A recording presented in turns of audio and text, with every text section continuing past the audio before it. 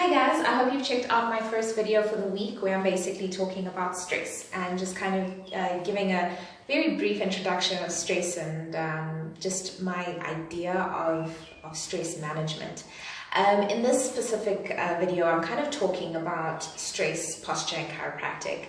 And so basically, I think it's just very interesting, right, that we have to, from the previous video, I spoke about the fact that we may not be able to control the external stresses, right? So whether it's occupational stress, stress with a boss, or from a boss, stress at home, financial stress, and we may not be able to control those things. But what we can control is firstly the amount of stress we put on our specific bodies, and then secondly how we respond to the stress, right?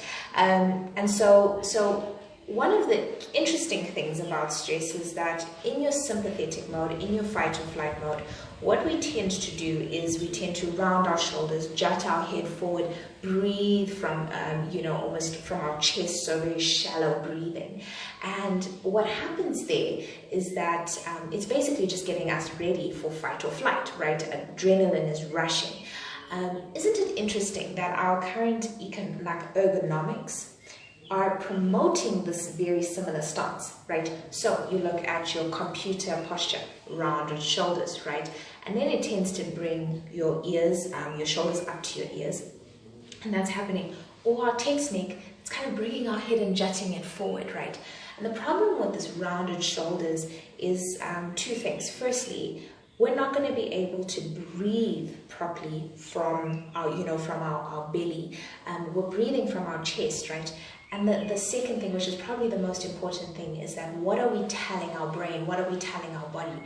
Well, if we're in this position, we're generally telling our body that we're not safe, right? That we don't own our space. And so what's happening is your body kind of, interestingly enough, finds that it will respond into your sympathetic fight or flight mode, even for something as simple as the anticipation of stress. So there doesn't even need to be like a real stress factor around you, but just as long as your body is almost anticipating stress, it will activate that sympathetic nervous system, that sympathetic mode, right? And so really what we kind of want to be doing firstly is getting ourselves into correct posture. So from my previous video on power poses, we just really want to get ourselves so ears away from shoulders, and that's going to tell us we're a little bit more relaxed. We're in a little bit more of a relaxed environment, right? The next thing is to get your shoulder blades tucked into your back pockets. You want to stand in that correct posture, brace your core as if you're ready for whatever's coming about, right? And so that's also going to help you in terms of breathing capacity, so that you actually allow your rib cage to move properly and breathe properly, right? And then from the chiropractic perspective, which I absolutely love, is research is actually showing that your chiropractic adjustments, right, actually decrease your stress hormones, but they also improve your happy hormones. So you're looking at stuff like your dopamine, your serotonin, that's actually going to improve. And you find that with chiropractic adjustments, people tend to sleep better, tend to have better mood, tend to feel like they look better, and most likely will look better, right? And then from a biomechanical perspective, we want to look at the fact that when you're in bad posture for really long periods of time, what you're doing is you're jamming up certain joints. And when you do that, what happens is that inflammation happens in that area, and then pain receptors start to fire. And as they start to fire, we start to activate our stress response. So you're looking at your cortisol again, right? So this is stuff that we are in control of. So we may not be, like I said, in control of occupation, but occupational stress or economic stress or family stress or financial stress, but we are in control of our postures, because good posture and bad posture is a practice. You get to choose which one you want to practice and which one you want to make a habit, right?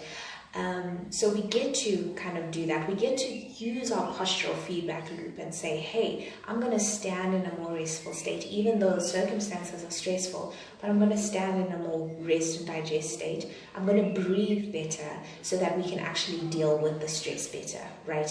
And then I'm going to go and get a chiropractic adjustment And so people will say to me, so like when do I know to go see a chiropractor?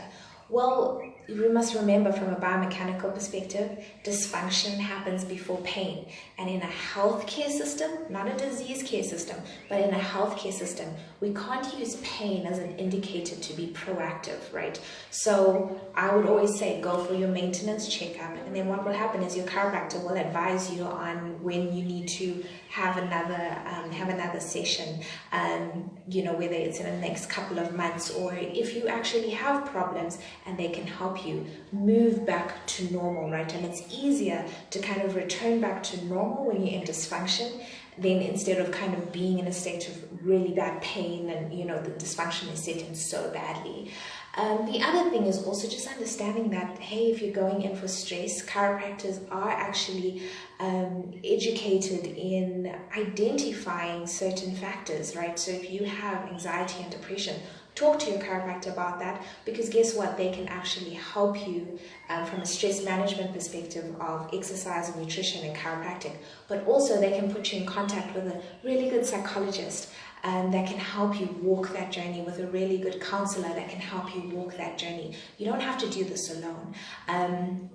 So really, I hope you get what I'm trying to say here. The underlying message is we may not be able to control our external factors. That is so true for so many things, right? But what we can do is we can control, or at least really try and put a really good effort into how our body actually responds, how the information we're telling our body, hey, I'm going to stand and I'm going to tell my body, we're here to deal with the stress.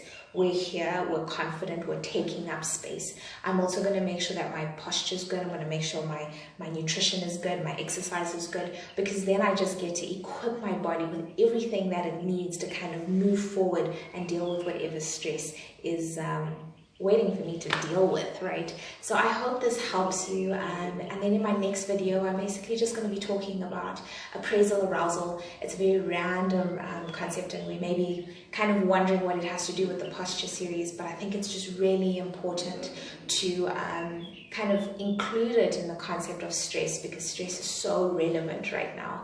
Have an awesome day.